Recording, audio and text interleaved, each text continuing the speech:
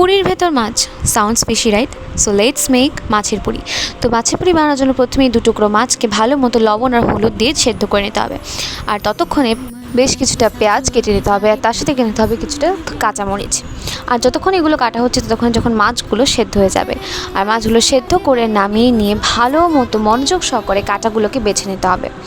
আর তারপরে যখন মাছের কাঁটাগুলো বাছা হয়ে যাবে তখন একটা পাত্রে তেল দিতে হবে, তাতে দিয়ে দিতে হবে কেটে রাখা পেঁয়াজ আর কাঁচামরিচ, আদা রসুন বাটা দিয়ে সব কিছু একসাথে ভালো মতো মিক্স করার পর দিয়ে দিতে হবে সামান্য জল। তারপর এক এক করে গুঁড়ো মশলা, প্রথমে হলুদ, তারপর লাল মরিচের গুঁড়ো, তারপর জিরে গুঁড়ো, তারপর ধনে গুঁড়ো, আর সব কিছুকে একসাথে ভালো মতো মিশিয়ে নেওয়ার পরে যখন মশলাটা থেকে তেল ছাড়বে তখন আমাদের বেছে সেদ্ধ করে রাখা মাছগুলোকে দিয়ে দিতে হবে।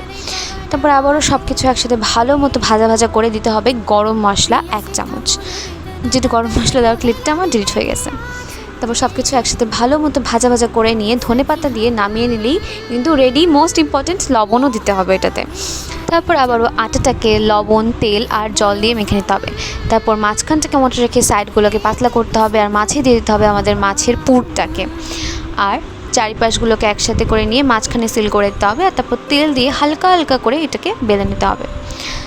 তারপর একটা পাত্রে বেশ খানিকটা তেল গরম করতে হবে, আর তারপর গরম তেলের মধ্যে আমাদের পুরিগুলোকে ছেড়ে দিয়ে হালকা হালকা করে ভালো মতো তেল দিয়ে ভালো মতো ভেজে নিতে হবে। হালকা গোল্ডেন কালার চলে আসলেই কিন্তু আমাদের মাছের পুরি একদম রেডি। নিউ ভিডিও খুব জলদি, টিল দেন বাই বাই।